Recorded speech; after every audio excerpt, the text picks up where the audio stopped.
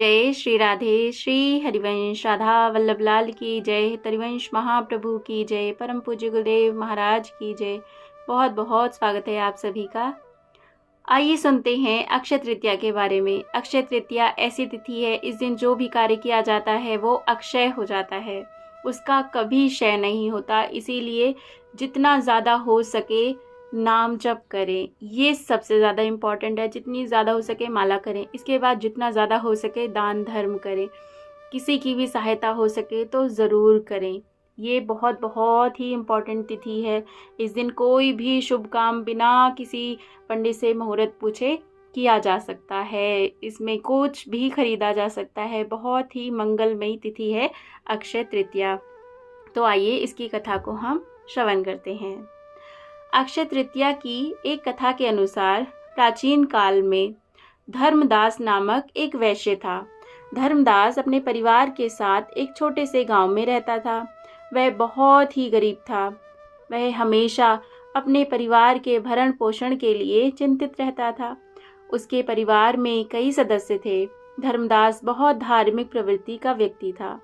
उसका सदाचार तथा देव एवं ब्राह्मणों के प्रति उसकी श्रद्धा अत्यधिक प्रसिद्ध थी। अक्षय तृतीया व्रत के महात्म को सुनने के पश्चात उसने अक्षय तृतीया के पर्व पर बहुत जल्दी उठकर गंगा जी में स्नान करके विधि पूर्वक भगवान की पूजा की। व्रत के दिन सामर्थ्य अनुसार जल से भरे घड़े, पंखे, जौ, सत्तू, चावल, नमक, गेहूं, गुड़, घी, दही, सोना तथा वस्त्र आदि वस्तुएं भगवान के चरणों में रखकर ब्राह्मणों को अर्पित की, अर्थात दान किया। यह सब दान देखकर धर्मदास के परिवार वाले बोले, हमारे घर में कुछ भी नहीं है और तुम इतना दान करने में लगे हो। उनकी पत्नी उन्हें रोकने लगी। उन्होंने कहा कि अगर आप इतना सब दान ही कर देंगे तो हमारे परिवार का पालन पोषण कैसे होगा। फिर भी धर्मदास अपने दान और पुण्य कर्म से विचलित नहीं हुए, करते ही रहे। उन्होंने ब्राह्मणों को कई प्रकार के दान दिए। उनके जीवन में जब भी अक्षय तृतीया का पावन पर्व आया, प्रत्येक बार धर्मदास ने विधि से इस दिन पूजा पाठ तथा दान धर्म किया। अनेक रोगों से ग्रस्त तथा वृद्ध होने के उपरांत भी उसने उपवास करके धर्म, कर्म और दान पुण्य किया। यही वैश्य, यही धर्मदास अगले जन्म में कुशावती नाम के राजा हुए। बड़े ही प्रतापी राजा थे।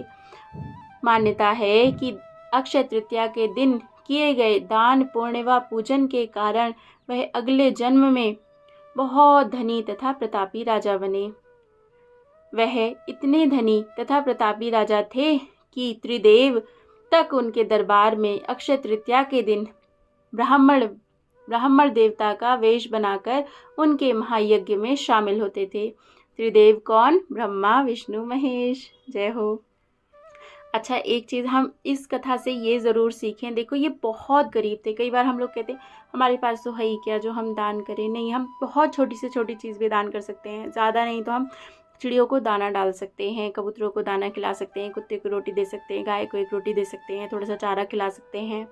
मतलब कहने का, अगर मन से कोई काम किया जाए तो भगवान उसको बहुत बहुत करके मानते हैं।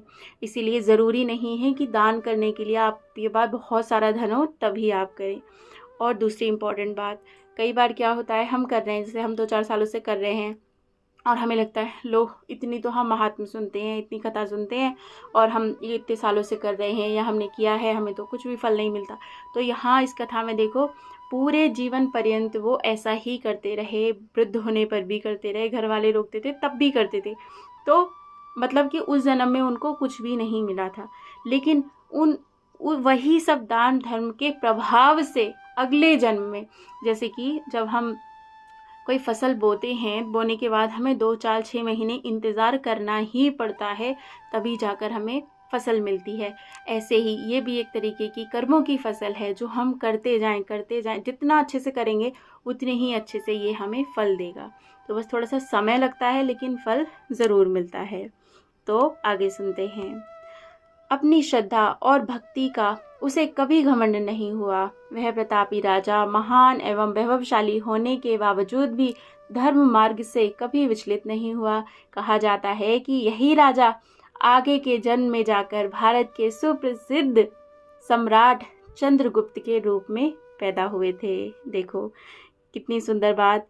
जैसे भगवान ने धर्मदास पर अपनी कृपा की, वैसे ही जो भी व्यक्ति अक्षय तृतीया की कथा तथा महात्म्य सुनता है और विधि विधान से पूजा एवं दान धर्म करता है, उसे अक्षय पुण्य और यश की प्राप्ति होती है भगवान की कृपा से।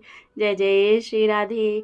तो ये अक्षय तृतीया की सुंदर कथा, इसे अपने जीवन में धारण करने का ज़रूर प्रयास करें। जितना हो दान धर्म, लोगों की सहायता और नाम जप, ये सबसे ज़्यादा इम्पोर्टेंट है। माला सबसे पहला जो दान है हम खुद को करें, खुद को हम नाम दान करें, नाम जप करके खुद के लिए बस सुंदर रास्ता बनाएं। तो जय जय श्री राधे। ये कथा यहीं विराम लेती है। जय जय श्री राधे। चैनल को सब्सक्राइब ना किया हो तो ज़रूर करें। जय जय श्री राधे।